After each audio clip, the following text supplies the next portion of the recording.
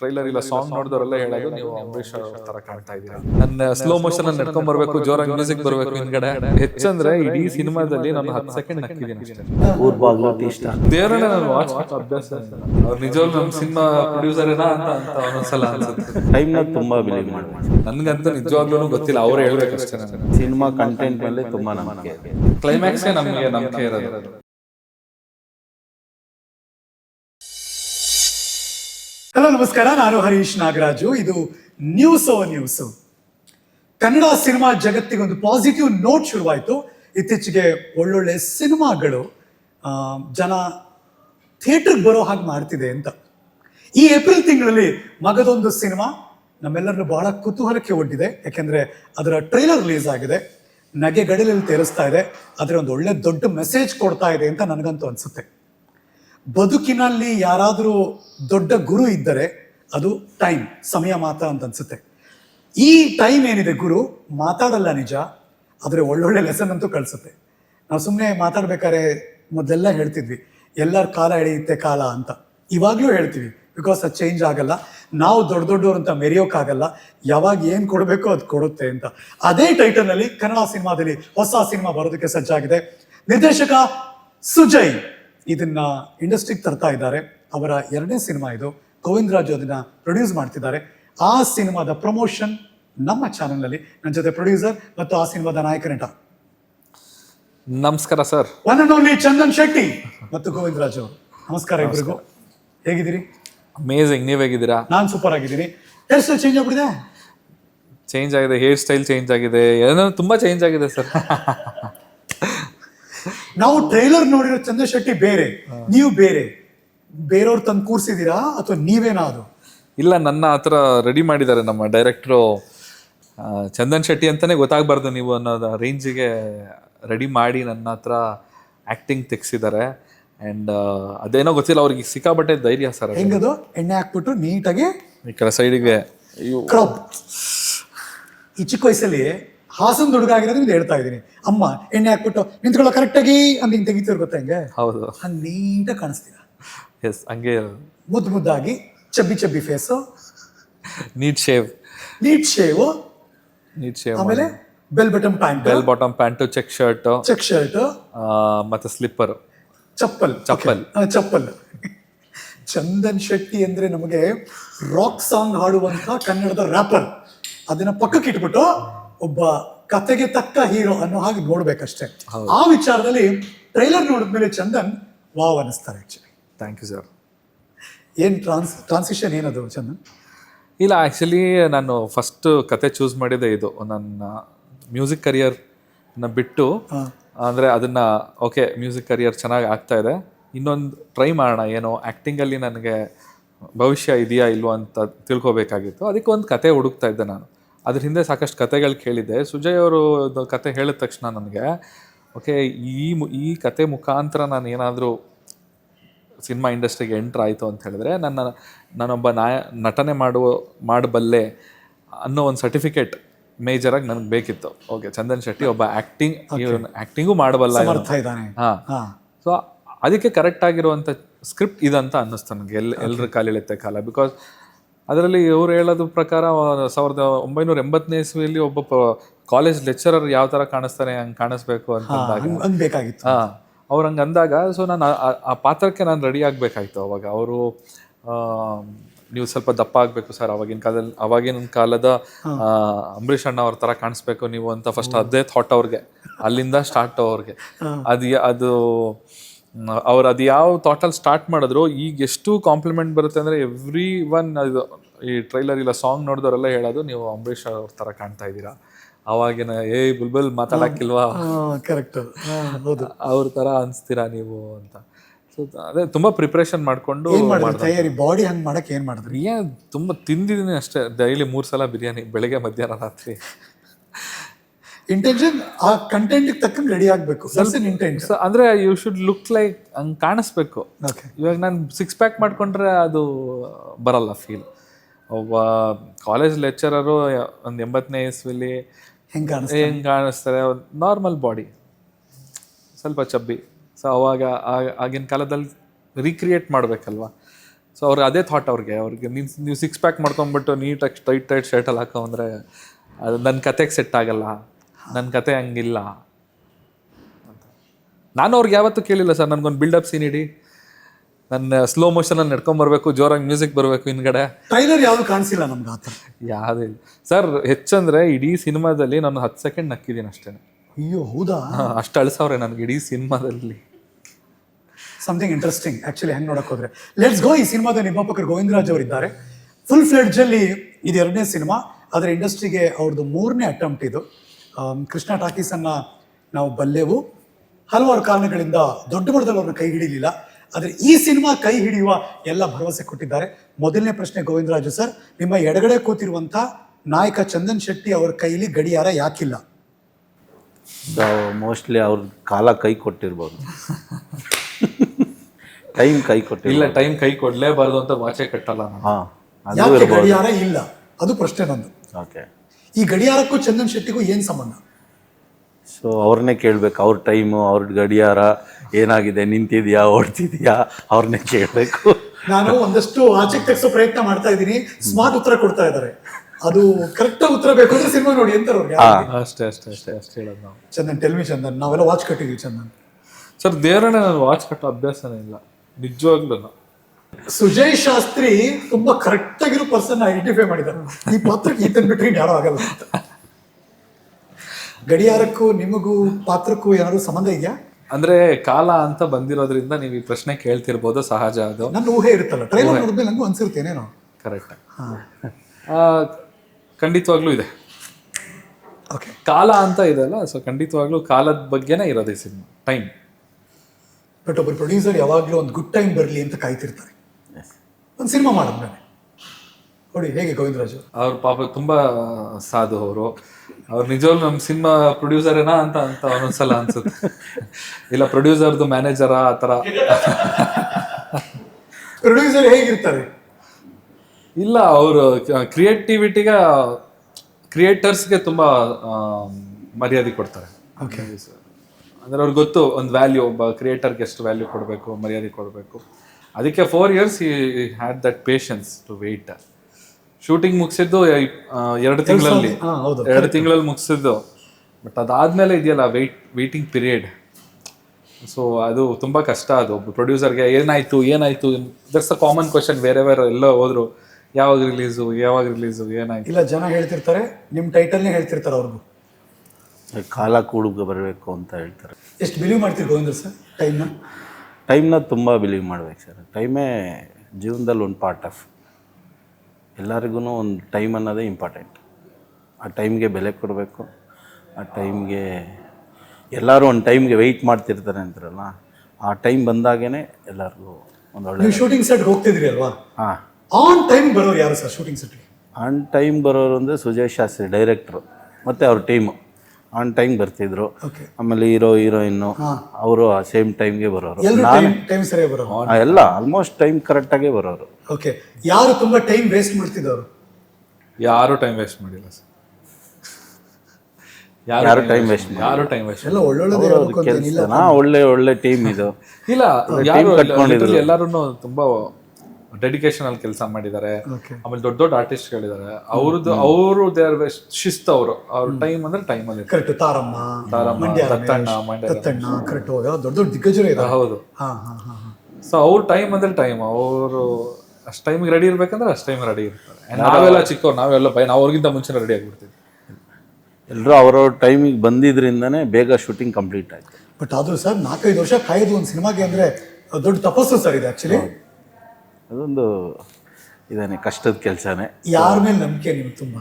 ನಮಗೆ ಈ ಟೀಮ್ ಮೇಲೆ ನಂಬಿಕೆ, ಸಿನಿಮಾ ಮೇಲೆ ನಂಬಿಕೆ, ಡೈರೆಕ್ಟರ್ ಮೇಲೆ ನಂಬಿಕೆ, ಹೀರೋಯಿನ್ ಮೇಲೆ ನಂಬಿಕೆ, ಕತೆ ಟೋಟಲ್ ಎಲ್ಲದಕ್ಕೂ ಇಂಪಾರ್ಟೆಂಟ್ ಆಗಿ ಅದು ಕಂಟೆಂಟ್. ಸಿನಿಮಾ ಕಂಟೆಂಟ್ ಮೇಲೆ ತುಂಬ ನಂಬಿಕೆ ಇದೆ. ಒಬ್ಬ ಪ್ರೊಡ್ಯೂಸರ್ ಗೆದ್ರೆ ಒಂದು ಇಂಡಸ್ಟ್ರಿಗೆ ಒಂದು ಪಾಸಿಟಿವ್ ನೋಟ್ ಅದು ಯಾವಾಗಲೂ ತುಂಬಾ ಇಂಪಾರ್ಟೆಂಟ್ ಕೂಡ. ಹೌದೌದು, ಇಲ್ಲ ಅಂತಲ್ಲ. ಇದರ ಒಂದು ಕತೆ ತಗೊಂಡು ಇಷ್ಟು ಕಾದು ಇವತ್ತಿಗೂ ಪ್ರಸ್ತುತತೆ ಇದೆಯಾ ಅನ್ನೋದು ಕ್ವಶನ್ ಮಾರ್ಕ್ ಇರುತ್ತೆ. ಇವತ್ತಿಗೂ ಸೂಟಬಲ್ ಆ ಕತೆ. ಹೌದು. ಅದ್ರ ಓನ್ಲಿ ಅಡ್ವಾಂಟೇಜ್ ಇಲ್ಲ, ಇದು ಟೈಮ್ ಮೇಲಿದೆ ಅಂತ ಅಷ್ಟೇ. ಬಿಕಾಸ್ ಟೈಮ್ ಯಾವುದೇ ಕಾಲ ಆದರೂ ಅದು ತುಂಬ ತುಂಬ ತುಂಬ ಪ್ರಾಶಸ್ತ್ಯ ಪಡ್ತಾರೆ. ನಮ್ಮ ಕಂಟೆಂಟ್ ಹಂಗಿದೆ ಸರ್. ಅದಕ್ಕೇನೆ ಅವ್ರು ನಮ್ಮ ಡೈರೆಕ್ಟರ್ ಸ್ವಲ್ಪ ಓವರ್ ಕಾನ್ಫಿಡೆನ್ಸ್.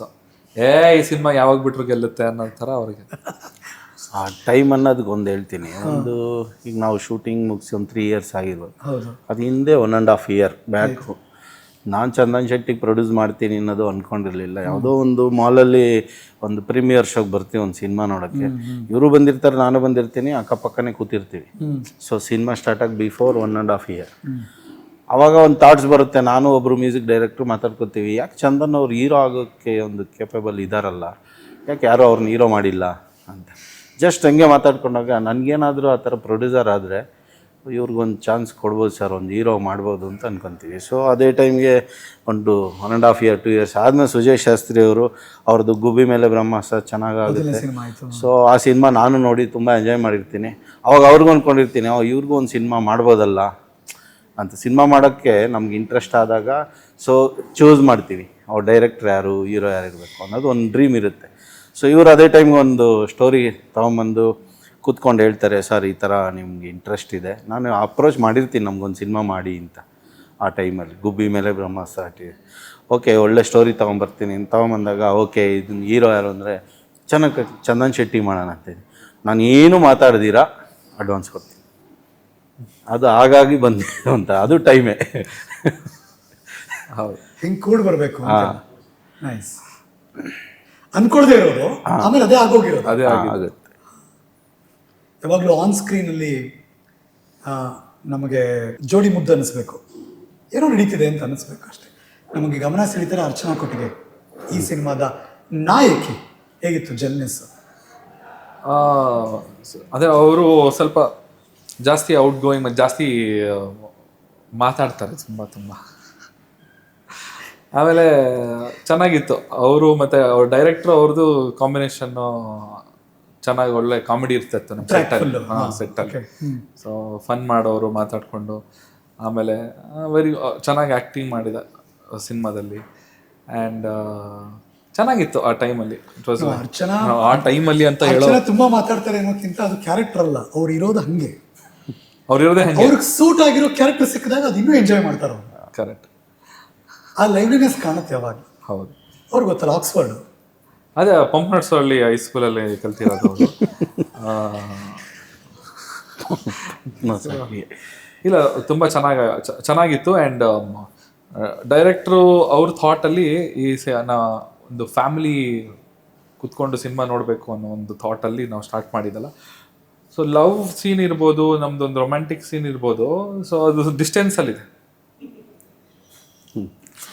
ಬಿಕಾಸ್ 80-90 ದಶಕದ ಕಥೆ.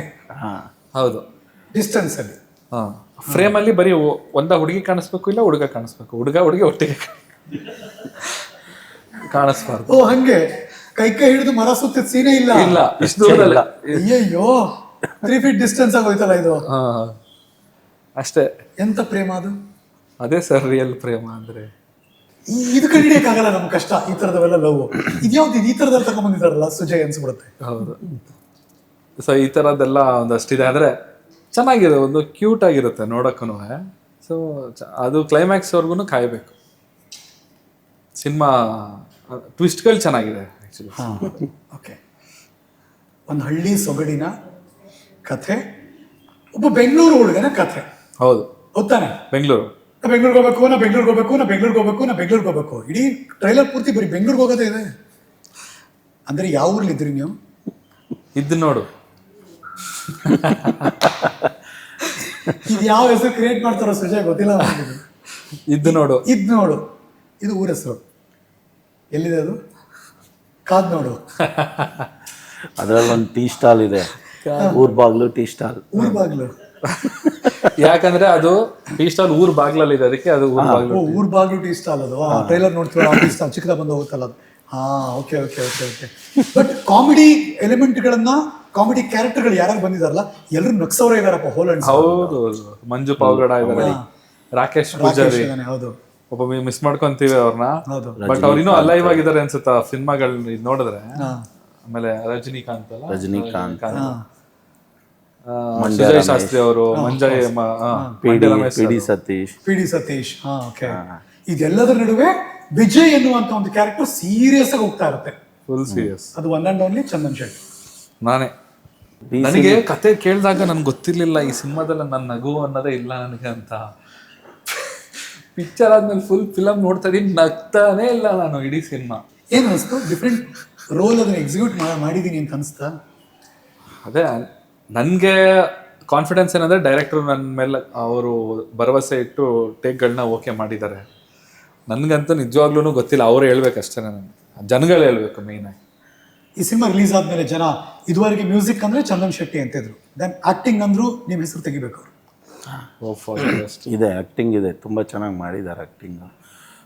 ಫಸ್ಟ್ ಸಿನಿಮಾ ಥರ ಇಲ್ಲ, ತುಂಬ ಫಸ್ಟ್ ಸಿನಿಮಾ ನಾನು ಮಾಡಿದ್ದು. ರಿಲೀಸ್ ಬೇರೆ 2 ಆಯ್ತು, ಬಟ್ ಆಕ್ಟಿಂಗ್ ಅಂತ ಕ್ಯಾಮ್ರಾ ಮುಂದೆ ಮಾಡಿದೆ ಫಸ್ಟ್ ಸಿನಿಮಾ, ಎಲ್ರ ಕಾಲಿಡುತ್ತೆ. ಈ ಸಿನಿಮಾದ ಸೂತ್ರಧಾರಿ ಸುಜಯ್ ಶಾಸ್ತ್ರಿ, ಚಂದನ್ ಶೆಟ್ಟಿ ನಾಯಕನಾಗಿ ನಟಿಸಿದ್ದು ಸೂತ್ರಧಾರಿ. ಎಲ್ಲೆಲ್ಲೋ ಕನೆಕ್ಷನ್ಸ್ ಇದೆ. ಟ್ರೈಲರ್ ಬಂದ್ಮೇಲೆ ಏನು ರಿಯಾಕ್ಷನ್? ನಿಮ್ಗೆ ಇಷ್ಟಪಡೋರಲ್ಲ ಏನು ಹೇಳಕ್ ಶುರು ಮಾಡ್ತಾರೆ? ಇಲ್ಲ, ಅದೇ ಎಲ್ಲರೂ ಹೇಳ್ತಿರೋದು ಅದೇ ಆ್ಯಕ್ಟಿಂಗ್ ಮಾಡಬಲ್ಲ ಅಂತ ಹೇಳ್ತಾ ಇದ್ದಾರೆ.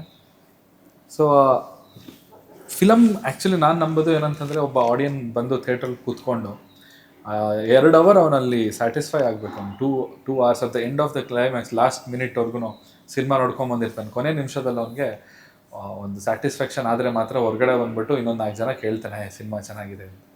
ಇಲ್ಲ ಅಂದರೆ ಅವ್ನು ಸಿನಿಮಾಗೆ ಹೋದೆ ಅಂತಲೂ ಹೇಳಲ್ಲ, ಥಿಯೇಟ್ರಿಗೆ ಹೋಗಿದ್ದೆ ನನ್ನ ಸಿನಿಮಾ ನೋಡ್ಕೊಂಬಂದೆ ಅಂತಲೂ ಹೇಳಲ್ಲ. ಸೊ ಆ ಥರ ಪರಿಸ್ಥಿತಿ ಇದೆ. ನಿಮ್ಮನ್ನು ಹೆಂಗೆ ನೆನಪಿಸ್ಕೋತಾರೆ ಕ್ಲೈಮ್ಯಾಕ್ಸ್ ಮುಗಿದು ಬರ್ಬೇಕಾದ್ರೆ ಜನ? ನಿಮ್ಗೆ ಅನ್ಸುತ್ತೆ ಕ್ಲೈಮ್ಯಾಕ್ಸೇ ನಮಗೆ ನಂಬಿಕೆ ಇರೋದು ಸಿನಿಮಾದಲ್ಲಿ. ಅಲ್ಲೇ ಕ್ಲೈಮ್ಯಾಕ್ಸಲ್ಲೇ ನನ್ನ ಫುಲ್ ಪರ್ಫಾರ್ಮೆನ್ಸ್ ಇರೋದು ಆ್ಯಕ್ಚುಲಿ. ಹೋಪ್ಫುಲಿ ಕ್ಲೈಮ್ಯಾಕ್ಸ್ ನೋಡಿ ಇಲ್ಲ ಇವನು ಆ್ಯಕ್ಟಿಂಗ್ ಮಾಡ್ತಾನಪ್ಪ ಇವನು ಅಂದರೆ ತುದಿಗಾಲಲ್ಲಿ ನಿಲ್ಸುತ್ತೆ ನಮ್ಮನ್ನು. ಆ ಥರದ್ದು ಕ್ಲೈಮ್ಯಾಕ್ಸ್ ತಂದ್ರಿ. ಅಂದರೆ ಒಂದು ರಿಯಲೈಸೇಷನ್ ಕ್ಲೈಮ್ಯಾಕ್ಸ್ ಇದೆ. ಹಿಂಗ ಓಕೆ ಆನ್ಸರ್ಗಳು ಸಿಗೋಂಥ. ಸರ್ ಆ್ಯಡ್ ಮಾಡಿ. ಇವ್ರು ಹೇಳ್ತಾ ಇರಲ್ಲ ಸಿನಿಮಾದಲ್ಲಿ ನಾನು ನಕ್ಕೆ ಇಲ್ಲ ಅಂತ, ಇನ್ನೊಂದು 10 ಸೆಕೆಂಡ್ ನಕ್ಕಿರ್ಬೋದು ಅಂತ. ಆದರೆ ಇವ್ರನ್ನ ನೋಡಿ ಆಡಿಯನ್ಸ್ ನಗ್ತಾ ಇರ್ತಾರೆ ಅಷ್ಟೇ. ಕ್ಯಾರೆಕ್ಟರ್ ಸೀರಿಯಸ್ ಆಗಿ ನೋಡುಗರಿಗೆ ಇವ್ರು ನಗಲ್ಲ, ಆಡಿಯನ್ಸ್ ನಗ್ತಾ ಇರ್ತಾರೆ. ಆ ಥರ ನಗ್ಬೇಕಷ್ಟೇ. ಇವಾಗ ನನ್ನ ಪರಿಸ್ಥಿತಿ ನೋಡಿ ಅವರು. ಸುಜಯ್ ಇದ್ಮೇಲೆ ನಗುಗೇನು ಕಡಿಮೆ ಇರಲ್ಲ, ಅದು ಬೇರೆ ವಿಚಾರ. ಯಾವಾಗಲೂ ಅಷ್ಟೇ, ರಿಯಲ್ ಲೈಫಲ್ಲೂ ಅಷ್ಟೇ, ಸ್ಕ್ರೀನ್ ಮೇಲೂ ಅದೇ ಥರ ಪ್ರಯತ್ನ ನಡೆಯುತ್ತೆ ಯಾವಾಗಲೂ. ಅವ್ರು ಹೆವಿ ಟ್ಯಾಲೆಂಟೆಡ್ ಸರ್. ಅವ್ರ ಆ್ಯಕ್ಟಿಂಗ್ ಅಂತ ಬಂತು ಅಂದರೆ ಈಸ್ ಟಾಪ್ ಕ್ಲಾಸ್ ಆ್ಯಕ್ಟರ್. ಅದ್ರ ಬಗ್ಗೆ ಇದಿಲ್ಲ. ಮತ್ತು ಸ್ಪಾಟಲ್ಲಿ ಇಂಪ್ರೂವೈಸ್ ಮಾಡೋದಾಗಿರ್ಬೋದು, ಪ್ಲ್ಯಾನ್ ಮಾಡೋದಾಗಿರ್ಬೋದು, is very good at it. All the best, ಒಳ್ಳೆಯದಾಗಲಿ. Thank you so much. God bless you. And ಈ ಸಿನಿಮಾ ತೆರೆ ಮೇಲೆ ನೋಡೋಕೆ ಕಾಯ್ತಾ ಇರ್ತೀವಿ ನಾವೆಲ್ಲ. ಅದೊಂದು ಹೊಸತನ ಕೊಡೋ ಪ್ರಯತ್ನ. ಹಳೆಯ ಕಾಲದ ಸಿನಿಮಾ ಹೊಸತನದೊಂದಿಗೆ ಇಂಡಸ್ಟ್ರಿಗೆ ಒಂದು ಬೇರೆ ಡೈರೆಕ್ಷನ್ ಮೂಲಕ ಬರ್ತಿರೋದ್ರಿಂದ ಜನ ಕೂಡ ಎಕ್ಸ್ಪೆಕ್ಟ್ ಮಾಡಿದ್ರು. ಜೊತೆಗೆ ಚಂದನ್ ಶೆಟ್ಟಿ ಹಿಂಗೆ ಕಾಣಿಸ್ಕೊಂಡಿದ್ದಾರಾ ಅನ್ನೋದೊಂದು ಇದೆಯಲ್ಲ, ಅದು ಹೇಗೆ ಪಾಸಿಟಿವ್ ಆಗುತ್ತೆ ಅನ್ನೋದಷ್ಟೇ ನಾನು ಕುತೂಹಲ. Same here. ಕ್ಲಿಕ್ ಆದರೆ ಮಾತ್ರ ನೆಕ್ಸ್ಟ್ ಲೆವೆಲ್. ಮ್ಯೂಸಿಕ್ ಎಷ್ಟು ಅನ್ನಿಸ್ತು ನಿಮಗೆ? ಮ್ಯೂಸಿಕ್ ಸಖತ್ತಾಗಿ ಮಾಡಿದ್ದಾರೆ ಪ್ರದೀಪ್ ಆ್ಯಂಡ್ ಪ್ರವೀಣ್ ಇಬ್ರು. ತುಂಬ ಚೆನ್ನಾಗಿ ಮಾಡಿದ್ದಾರೆ ಅವರು. ಇವ್ರ ಟೀಮ್ ಎಲ್ಲ ಫ್ರೆಂಡ್ಸ್ ಇವರೆಲ್ಲ ಮುಂಚೆನೆ. ಸೊ ಇವೆಲ್ಲರಿಗೂ ಒಂದು ಕನೆಕ್ಷನ್ ಇತ್ತಲ್ಲ ಎಲ್ಲರಿಗೂ, ಅದು ವರ್ಕ್ ಆಗಿದೆ ಆ್ಯಕ್ಚುಲಿ. ಮ್ಯೂಸಿಕ್ಕು, ಡಿರೆಕ್ಷನ್ನು, ಕತೆ, ಸಂಭಾಷಣೆ ಎಲ್ಲ ಒಂದು ಫ್ರೆಂಡ್ಸ್ ಗ್ರೂಪ್ ಮಾಡಿರೋದ್ರಿಂದ ತುಂಬ ಕ್ಲೀನ್ ಆಗಿದೆ, ಕನ್ಫ್ಯೂಷನ್ ಇಲ್ಲ. ಒಬ್ಬ ಮ್ಯೂಸಿಕ್ ಡೈರೆಕ್ಟರ್ ಆಗಿ ನಿಮ್ಗೆ ಫೀಲ್ ಇದೆ? ನನಗೆ ಫೀಲ್ ಇದೆ. ಆಲ್ ದಿ ಬೆಸ್ಟ್ ಅಣ್ಣ. Thank you sir. ಒಳ್ಳೆಯದಾಗಲಿ. Thank you so much. ನಮಗೊಬ್ಬ ಹೊಸ ನಾಯಕ ಬರಲಿ, ನಾವು ಇಷ್ಟಪಡ್ತೀವಿ. Thank you. Hope for the best. April 17 ಇದೊಂದು ಹೊಸತನ ತಂದ್ಕೊಡಿ. Yes. God bless you. Thank you so much. Govinda sir, ನೀವು ಗೆಲ್ಲಬೇಕು. ಹೌದು. ಈ ಸಿನಿಮಾ ಟಾಕೀಸ್ಗೆ ರಿಲೀಸ್ ಆದ್ಮೇಲೆ ನೀವು ಗೆಲ್ಲಬೇಕು ಖಂಡಿತ. Thank you. ಗೋವಿಂದ ಸರ್ ಮತ್ತು ಚಂದನ್ ಶೆಟ್ಟಿ ಕಳಿಸ್ಕೊಡ್ತೀನಿ. ಈ 2 ಜಾಗಕ್ಕೆ ನಾನೀಗ ಸುಜಯ್ ಶಾಸ್ತ್ರಿ ಮತ್ತು ಅರ್ಚನಾ ಅವರಿಗೂ ಬರಮಾಡ್ಕೊಳ್ತೀನಿ. ಮಜವಾಗಿರುತ್ತೆ. ಮುಂದಿನ ಎಪಿಸೋಡು ಮಿಸ್ ಮಾಡಬೇಡಿ. Thank you. Thank you so much. ಇವತ್ತಿನ ನಮ್ಮ ಕಾರ್ಯಕ್ರಮದ ಅತಿಥಿಗಳಿಗೆ ನಾವು ವಿಶ್ ಮಾಡಿ, ಸಿನಿಮಾ ಚೆನ್ನಾಗಾಗಬೇಕು ಅನ್ನೋ ನಮ್ಮೆಲ್ಲರ ಆಸೆ ಕೂಡ ಒಳ್ಳೇದಾಗಲಿ ಅಂತ ನಿರ್ಮಾಪಕರಿಗೆ ಮತ್ತು ಸಿನಿಮಾ ನಾಯಕ ನಟರಿಗೆ ಎಲ್ರೂ ಕಾಲ ಎಳೀತದೆ ಕಾಲ. ಎಲ್ರ ಕಾಲ ಎಳೆಯುತ್ತೆ ಕಾಲ. ಇದು ಉಪೇಂದ್ರ ಸರ್ ಹೇಳಿದ್ದು. ನಾವು ಹೇಳ್ಬೇಕು, ನಿಮ್ಮ ಸ್ಟೈಲ್ ನೀವು ಇಷ್ಟಪಡೋದು. ಎಲ್ರ ಕಾಲು ಹಿಡಿತದೆ ಕಾಲ. Always important. Thank you Govindaraj sir. Thank you so much. ಕೇಕ್ವಾಲ ಇಂದ ತರಿಸಿರೋದು ನಾನು. ತಾಜಾ ಮಿಠಾಯಿ ಅಂದ್ರೆ ತುಂಬಾ ಸ್ವೀಟ್ ಆಗಿದೆ. ಎಲ್ಲ ತಿಂತೀವಿ. Thank you. ಸೊ ಸಿಕ್ಕಿತು. Thank you so much.